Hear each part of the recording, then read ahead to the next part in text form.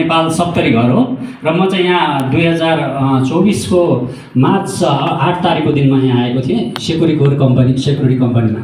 अनि मैले चाहिँ त्यहाँबाट चाहिँ असाइनमेन्ट भएर म चाहिँ मिडल केबल भन्ने कम्पनीमा चाहिँ ड्युटी गर्नु गएको थिएँ। अनि त्यहाँ ड्युटी गर्दै गरेको क्रममा चाहिँ पहिले नै त्यो उसलाई चाहिँ भनौँ न गेट चाहिँ लगभग 30 मिटर लामो थियो। अनि अल्गोमा यति नै अल्गो थियो होला सायद। अनि त्यो मलाई थाहा थियो कि त्यो गेट लड्न लागेको छ भनेर पनि थाहा थियो, पहिल्यै एक्सिडेन्ट गरेर राखेको रहेछ गाडीले। अनि तर मलाई चाहिँ घरिघरि त्यहाँ चाहिँ ऊ भएको कारणले गर्दाखेरि मलाई त्यति वास्ता भएन। गाडी आएर गइसकेपछि म चाहिँ त्यहाँबाट सायद फर्केर उतैबाट आउँदै गर्दाखेरि मलाई चाहिँ एकैचोटि गेट ढलेपछि मलाई चाहिँ थिचेछ। मैले चाहिँ अचानक यसो गरेको कारणले गर्दाखेरि गेटले चाहिँ मलाई छाती र टाउकोलाई चाहिँ बचाउनु भएछ। त्यो चाहिँ परमेश्वरको महिमाको निम्ति आमेन। त्यो कारणले गर्दाखेरि हाम्रो जीवनमा परमेश्वरलाई प्रेम गर्नेहरूले चाहिँ के भनेको छ भनेदेखि रोमी 8:28 हामीले हेर्छ भनेदेखि परमेश्वरलाई प्रेम गर्नेहरूलाई चाहिँ परमेश्वरले के त उहाँले चाहिँ उहाँको भलाइको निम्ति गर्नुहुन्छ अरे। आमेन। भलाइको निम्ति गर्नुहुन्छ। मेरो लागि पनि उहाँको भलाइ थियो। मेरो जीवनमा उहाँको अनुग्रहलाई उहाँले प्रस्तुत गर्नु थियो। जीवन गवाईको रूपमा उहाँले चाहिँ मलाई खडा गर्नको लागि परमेश्वरले मलाई जीवितबाट उठाउनु भयो। त्यसपछि म त्यो गेटले ढलेपछि कति बेला आए तिनीहरू थाहा भएन है। अनि मेरो पेट्रोलिङ गर्ने एकजना सुपरभाइजरले श्रीलङ्काको थियो, त्यसले चाहिँ 3-4 घन्टापछि देखेपछि त्यो चाहिँ त्यति बिजी नहुने बाटो भएको कारणले गर्दाखेरि त्यो गेटले ढलेर थिचेको कारणले गर्दाखेरि मलाई चाहिँ केही पनि थाहा छैन। अनि त्यो श्रीलङ्काले देखेपछि चाहिँ अनि उनीहरूले चाहिँ सबैलाई मेजरमेन्टलाई पनि बोलाएर त्यहाँ मेरो गेटमा हेर्दै हुन्छ। म चाहिँ त्यो तल बसेको मान्छे हो है त। अनि र त्यो गेट तल भएको कारणले गर्दाखेरि त्यही अनि सबैजनालाई बोलाएर म्यानेजमेन्टलाई बोलाएपछि अनि पुलिसहरू आएपछि मलाई चाहिँ उठाएर बिडिएफ हस्पिटलमा लगेछ है त। बिडिएफ हस्पिटलमा लगेपछि म लगभग 7 दिन चाहिँ आइसियुमा थिएँ। अहिले पनि मेरो दागे छ त हेर्नुहोस् है, त्यो अक्सिजन लगाएको कारणले गर्दाखेरि म चाहिँ बेहोस अवस्थामा थियो। तर म चाहिँ त्यतिखेर के थियो भन्दाखेरि लगभग मैले 40 दिनको फास्टिङमा थिएँ। म ठ्याक्कै 21 दिन पुग्ने दिनमै मलाई एक्सिडेन्ट भयो। अनि जुन व्यक्तिको जीवनमा परमेश्वरको महिमालाई देखाउनुहुन्छ नि, उहाँले त्यही व्यक्तिको जीवनमा चाहिँ परमेश्वरको शक्तिलाई पनि प्रदर्शन गर्नुहुन्छ। आमेन। किनभनेदेखि जुन व्यक्तिको जीवनमा चाहिँ परमेश्वरको अनुग्रह हुन्छ, जसलाई परमेश्वरले प्रेम गर्नुहुन्छ, त्यसैको जीवनमा चाहिँ परमेश्वरले के दिनुहुन्छ त त्यो गवाईको निम्ति त्यो चाहिँ दबाई जस्तो पनि उहाँलाई एउटा प्रस्तुत गर्नुहुन्छ क्या परमेश्वरले। त्यसै कारणले गर्दाखेरि जुन व्यक्तिलाई परमेश्वरले प्रेम गर्नुहुन्छ त्यसलाई ताडना पनि दिनुहुन्छ भन्छ नि। हाम्रो बच्चाहरूलाई हामी कति ताडना दिन्छौँ नि है, जसलाई प्रेम गर्छौँ। मेरो छोराले जाँड रक्सी नखाओस्, तास नखेलोस् है, ड्रग्स नखाओस् भन्ने बाबुको उद्देश्य हुन्छ नि त। त्यही कारणले हाम्रो परमेश्वरले पनि तपाईँले मेरो धेरै वास्ता र फिक्री गर्नुहुन्छ प्रिय। आमेन। धेरैचोटि हामी निराशा भएको हुन्छ, हामी धेरैचोटि एकदमै थकित भएको हुन्छ, दुखित भएको हुन्छ। परमेश्वरले छ कि छैन परमेश्वर भन्ने विश्वासमा पनि हाम्रो ढलफल हुन्छ। तर तपाईँ र मैले परमेश्वरमा चाहिँ 100% विश्वास गर्नुपर्छ। आमेन। अनि विश्वास चाहिँ के त आशा राखेको कुरा, नदेखेको निश्चयता, भरोसा, दृढ भरोसालाई चाहिँ तपाईँले मैले के भन्छु त विश्वास भन्छ। अनि त्यो विश्वास अनि हिब्रू 11:6लाई हामीले हेऱ्यौँ भने विश्वास बिना परमेश्वरलाई खुसी पार्न सक्दैन पनि भन्छ। आमेन। अनि विश्वासको लेभल चाहिँ कति छ तपाईँको, त्यसमा चाहिँ तपाईँको भर पर्ने कुरा हो। आमेन। तपाईँको जीवन, तपाईँ जिउँदै गरेको स्टाइल, तपाईँको क्रिस्चियन जीवन, तपाईँ कसरी जिउँदै हुनुहुन्छ भन्ने कुरा चाहिँ त्यसमा विश्वासमा भर पर्छ। अनि म 7 दिन हस्पिटलमा भएको बेलामा अनि म कसरी बसेँ त्यहाँ मलाई थाहा छैन। त्यतिखेर चाहिँ मलाई परमेश्वरले एउटा दर्शन दिनुभयो। कस्तो दर्शन भन्दाखेरि मलाई चाहिँ गेट मेरो पिठोमाथि चाहिँ गेट घुमिरहेको अनि सेतो सर्पले चाहिँ मलाई यसरी हेरिरहेको। त्यो सेतो सर्पको अर्थ तपाईँहरूलाई थाहा छ है, पवित्रताको चिन्ह हुन्छ है। फेरि कालो सर्प देख्नुभयो भने त्यो डेमोनीको आत्माको चिन्ह हो, तर सेतो सर्प देख्नुभयो भने तपाईँले त्यो चाहिँ के हो त पवित्रताकै चिन्ह हो। आमेन। त्यही कारणले गर्दाखेरि हामी धेरैचोटि हेर्नुपर्छ। हिजो अस्ति मैले भर्खर म साँझमा सुतेको थिएन, सेतो कार एक्सिडेन्ट भएको देख्दैछु। मैले कारको ढोकातिर चाहिँ भाँचिएको देख्दैछु। मैले धेरैचोटि आत्मामा परमेश्वरलाई देख्छु। मलाई दुखित हुन्छ नि, त्यतिखेर म प्रार्थना गर्छु नि परमेश्वरलाई म देख्दैछु, उहाँलाई फेस म देख्दैछु। अनि म त्यो उसमा हस्पिटलको बेडमा भएको बेलामा म त आइसियुमा थिएँ। त्यसपछि आइसियुबाट मलाई 7 दिनपछि निकालेपछि चाहिँ त्यहाँ मेरो चाहिँ अनि मैले चाहिँ बल्ल थाहा पाएँ कि म चाहिँ वार्डमा लगेपछि मलाई बल्ल थाहा भयो बिडिएफ हस्पिटलमा म चाहिँ हस्पिटलमा रहेछु भन्ने कुरा। अनि मलाई यति साह्रो डर भयो। यताबाट चाहिँ यत्रो स्टिल 2टा यस्तरी स्टिल लगाएको रहेछ। अनि मैले यसरी छामेँ अनि यहाँ के साह्रो लाग्दैछ भने त यसो हेरेको त स्टिल राखेको रहेछ दुईतिरबाट। अनि त्यहाँबाट खुट्टामा पनि ब्यान्डेज हानेको रहेछ। अनि मलाई चाहिँ एकदम डर भयो त्यतिखेर। अनि डर भयो। अनि त्यतिखेर हाम्रो पास्टर गुरुआमाले पनि मलाई बार फोन गर्दै हुनुहुन्थ्यो। अनि हाम्रो माइकल एल्डर बुवा पनि जानुभएको थियो। अनि धेरैचोटि हाम्रो दीपक टाइगर सर पनि आउनुभयो त्यहाँ है। अनि मलाई आश्वासन दिनुभयो। अनि म एक दिन उसमा भिडियो कलमा पास्टर बुवासित बोल्दै गर्दाखेरि मैले के भयो भनेदेखि अनि मलाई त्यतिखेर परमेश्वरको अनुभव मलाई उपस्थिति भयो जस्तो लाग्यो। अनि म धेरै रुएछु त्यतिखेर। अनि पास्टर बुवाले चट्ट फोन पनि काटिदिनु भयो। अनि उहाँले आश्वासन दिइरहनु भएको थियो दाजु तपाईँ ठिक हुन्छ, तपाईँ निको हुन्छ, चिन्ता नगर्नुहोस्, तपाईँले परमेश्वरले अनुग्रह गर्नुभएको छ, तपाईँको जीवित भइसक्नुभयो भन्ने कुरा चाहिँ के त उहाँले चाहिँ भन्दै गरेको कुराहरू चाहिँ मैले पाएँ। अनि त्यसपछि उहाँले फोन काट्नुभयो साँझको पखमा। म अब ब्ल्याङ्केटभित्र छिरेर म चाहिँ धेरै रुएछु। कसरी रुएछु भन्दाखेरि दुईवटा हात यसरी उचालेर म रुन थालेछु, एकदम रुएछु। मेरो जीवन चाहिँ अब बर्बाद भयो, म चाहिँ बर्बाद भयो, मेरो परिवारहरू चाहिँ अब टुरा टोरी हुन्छ, नानीहरू, मेरो श्रीमती पनि अब विधवा हुन्छ भन्ने कुरा मैले सोचेछु है त। तर मैले जब हात उठाएर मैले जब प्रार्थना गरेँ नि, मेरो दाहिने साइडमा मेरो कान्छी बहिनी आयो है, अनि देब्रे साइडमा मेरो कान्छी छोरी आई। ठ्याक्क प्रभुले मलाई दर्शन दिनुभयो अगाडि है त, दर्शन दिनुभयो। त्यसपछि म के भयो, त्यसपछि मलाई आश्वासन भयो, म बाँच्छु प्रभु, अब तपाईँले मलाई मरिसकेको मान्छेलाई त उठाउनु भयो भनेदेखि अब त म बाँच्छु भन्ने कुरा चाहिँ के भयो त, मलाई विश्वास भयो। त्यसपछि मैले दिनदिनै म अलिक तगडा हुँदै गएँ, खाना पनि मैले खान थालेँ। त्यतिखेर मेरो जिउहरू पनि फुलेको थियो आइसीमा भएको कारणले गर्दाखेरि। अनि त्यसपछि दिनदिनै के भयो त राम्रो हुँदै आएँ, अलिकता हिँड्न सक्ने पनि भयो, लाठी टेकेर मलाई एक्सर्साइज गराउँथ्यो डक्टरले त्यहाँ। त्यसपछि 13 दिनपछि मलाई चाहिँ के त डिस्चार्ज गरेर चाहिँ हितमा चाहिँ मेरो एकोमोडेसनमा पुऱ्यायो। अब त्यो कुरा त भइगयो। अब एउटा मेजर अपरेसन मेरो बाँकी थियो फेरि यहाँबाट है, मेजर अपरेसन मेरो चाहिँ इन्युलरी ब्लाडरको माथि चाहिँ हड्डी भाँचेर त्यो इन्युलरी ब्लाडरलाई चाहिँ असर गरेको क्या। अनि त्यो अपरेसन गर्नुपर्ने कुराहरू 1150 लागेपछि कम्पनी पनि डरायो।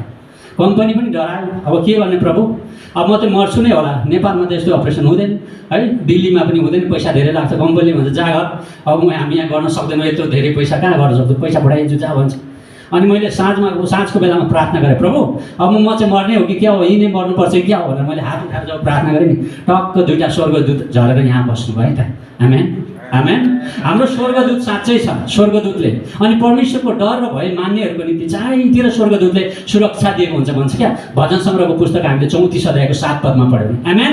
तर हामीले जब परमेश्वरमा हामी जब भक्ति भएपछि, परमेश्वरको धार्मिकताको जीवन जिउनु भएपछि परमेश्वरले तपाईँलाई मलाई धेरै प्रेम गर्नुहुन्छ। आमेन आमेन। किन भनेदेखि परमेश्वरले तपाईँलाई मेरो वास्ता र फिक्री गर्नुहुन्छ। तपाईँ र म कहिले पनि उहाँको नजरबाट ओझेल परेको, तपाईँ र उहाँको नजरबाट तपाईँ र म अलग भएको, तपाईँ र म टाढा भएको उहाँले कहिले पनि चाहनुहुन्न।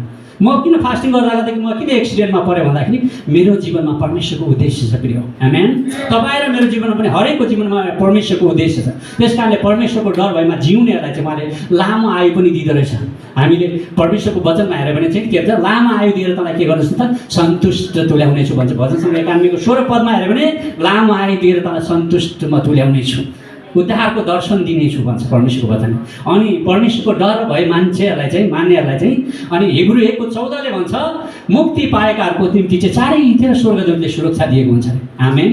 अनि तपाईँ र म त को हो आज त, मुक्ति पाएका व्यक्तिहरू, परमेश्वरको डर भएमा जिउने व्यक्तिहरूलाई चारैतिर परमेश्वरले सुरक्षा दिनुहुन्छ।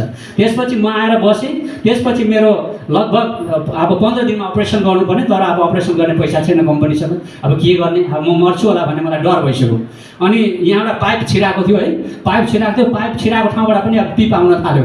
अब मलाई झन् डर लाग्यो, अब चाहिँ म मर्छु नै भनेर, क्यान्सर हुन्छ कि भन्ने डर भयो। तर परमेश्वरले जब त्यो एउटा दर्शन दिनुभयो, अनि एक दिनको साँझको बेला हो म यस्तो हात उठाएर प्रार्थना गर्दैछु, प्रभु म अब यस्तै हो त भन्ने परमेश्वरसित फेरि प्रार्थना गरेँ। टक्कसित मेरो दाहिने साइडबाट परमेश्वर घोडामा आउनुभयो, सेतो घोडामा। सेतो घोडा भनेको चाहिँ विजयको चिन्ह है प्रिय, तपाईँहरूले विश्वास गर्नुहोस् है त। सेतो घोडा विजयको चिन्ह हो। जब तपाईँले सेतो घोडामा परमेश्वर आउँछ नि, तपाईँले 100% उहाँले विजय दिनुहुन्छ। आमेन। अनि त्यसरी आउनुभयो, घोडा दिएर आउनुभएपछि अनि मेरो अपरेसन गरेको कुराहरू पनि सबै देखाउनु भयो परमेश्वरले। अनि मलाई खुसी भयो, प्रभु म चाहिँ अब बाँच्ने रहेछु भन्ने कुरा मलाई भयो, निर्धक्क भयो। त्यसपछि अनि त्यसरी गर्दा गर्दै अब मेरो खुट्टा के चल्दैन त होला नि परमेश्वर भयो भने फेरि परमेश्वरलाई मैले सोधेँ। परमेश्वरले मलाई हिँडेको देखाउनु भयो। त्यसपछि म यो लाठी साडी छोडेर हिँड्न थालेँ। त्यसपछि म अब मान्छेले भन्दै थियो यसमा धेरै दखल नदिए भन्दै थियो, म त हिँड्न थालेँ। त्यस कारणले गर्दाखेरि हाम्रो परमेश्वर चाहिँ भला हुनुहुन्छ। हामी यूहन्नाको पुस्तक 11 अध्यायमा हामीले पढ्छौँ भने नि त्यहाँ के भएको छ भनेदेखि मरियम र मार्थाको भाइ बिमारी भएको हुन्छ। अनि बिरामी भएको हुन्छ, मर्छ पनि, चिहानमा परेको हुन्छ। झन् प्रभु येशू त्यो गाउँबाट भन्दा एक दिन अगाडि पर जानुहुन्छ। किन भन्दाखेरि उहाँले आफ्नो महिमालाई देखाउन चाहनुभएको थियो गाउँलेहरूको बिचमा, सदुकी र फरिसीहरूको बिचमा क्या। त्यही कारणले गर्दाखेरि परमेश्वर त्यहाँबाट झन् टाढा जानुभयो, एक दिन झन् ढिलो गर्नुभयो क्या। अब उहाँ बहिनीहरूलाई बिचरा मेरो प्रभु भएदेखि आज मेरो भाइ मर्ने थिएन होला भन्ने कुरा उसलाई थाहा थियो नि त है। परमेश्वर भएपछि उहाँमा मृत्यु र जीवनको शक्ति परमेश्वरमा छ भन्ने कुरा उहाँलाई थाहा थियो। तर परमेश्वर झन् एक दिन अगाडि गयो। अनि मरियम र मार्थाको मनमा के भयो होला, साह्रै दुःख भयो होला। यति हामीले पकाएर खुवाउने, यति माया दया गर्ने, हाम्रो घरमा बस्ने, उहाँलाई हेरचाह गर्ने, कस्तो फेरि टाढा गएको त, झन् बोलाउँदा पनि झन् टाढो जानुहुने, कस्तो परमेश्वर होला भन्ने मनमा खिन्नता पनि भयो। प्रभु त्यसपछि 3-4 दिनको बादमा उहाँ फर्केर आउनुभयो उहाँको घरमा। आएपछि अनि मार्था र मरियमले गनगन गरिरहेको हुन्छ, धेरै मान्छे त्यहाँ रोइरहेको हुन्छ, रोइरहेको हुन्छ, किनभने अब ऊ लाजरस मरेर पनि च्यानमा राखिसकेको हुन्छ। 4 दिन भएपछि गनाउँछ नि है, पक्कै गनाउँछ, 1-2 दिनमै गनाउन थाल्छ अझ एउटा हिजो आज यस्तो गर्मीमा। अनि त्यहाँ चाहिँ मार्था र मरियमले चाहिँ प्रभुलाई भन्नुहुन्छ कि प्रभु मरिसक्यो भन्छ, परमेश्वरले भन्छ सुतेको छ। अनि सबै गाउँलेहरू हाँस्छ, त्यहाँ परमेश्वरको मजाक उडाउँछ कि, मजाक उडाउँछ नि त। मरिसकेको व्यक्ति 4 दिन भइसकेको व्यक्ति गनाइसक्यो होला भने उसलाई चाहिँ सबैलाई थाहा हुन्छ नि त्यहाँ भएको मान्छेलाई, तर प्रभुले भन्छ त्यो सुतिरहेको छ। अनि त्यतिखेर परमेश्वर पनि व्याकुल हुनुभएको छ, किनभने मान्छेले चाहिँ उसको शक्ति र सामर्थ्यलाई, प्रभुको शक्ति र सामर्थ्यलाई, महिमालाई चाहिँ धेरैचोटि देखेको कुराहरू छ क्या त्यहाँ मान्छेले, तर पनि प्रभुमा विश्वास छैन र प्रभुले भन्छ सुतेको छ। अनि उहाँ व्याकुल भयो भन्छ, एकदमै व्याकुल भयो भन्छ। कस्तो व्याकुल भन्दाखेरि हामीले गर्न लागेको कुरा नहुँदाखेरि हामीलाई मन दुख्छ नि है, चोट पुग्छ, हामीलाई हृदय दुख्छ, नराम्रो लाग्छ, सोध्न मन लाग्दैन, खान मन लाग्दैन, त्यस्तो व्याकुल भयो को प्रभु येशू व्याकुल हुनुभयो। जब प्रभु येशू व्याकुल भएर त्यहाँनिर जानुभयो नि परमेश्वर त्यतिखेर रुनु भएको छ। कसलाई देखेर भन्दाखेरि लाजरसलाई देखेर। लाजरस बिचरा मरिसकेको थियो, मरियम र मार्था पनि एकदम व्याकुल भएको थियो, चिन्तामा त्यो डुबिरहेको थियो, उसले खान सकेको थिएन, सुत्न सकेको थिएन। तर प्रभुले जब त्यो चिहानको अगाडि गएर लाजरस उठ भनेर 3 चोटि जब भन्छ नि, कात्रो सहित बेचेको मान्छे चाहिँ त्यहाँबाट उठेर आएको कुराहरू छ।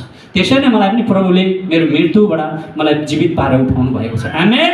प्रभु चाहिँ भला हुनुहुन्छ, परमेश्वर असल हुनुहुन्छ। त्यही कारणले यहाँ यूहन्नाको 25 अध्यायमा हामीले हेऱ्यौँ भने 25 अध्यायको यूहन्ना 11को 25मा हेऱ्यो भने के भन्छ त, मलाई विश्वास गर्नेहरू मऱ्यो भने पनि के हुन्छ अरे त, जीवित हुनेछ भनेछ।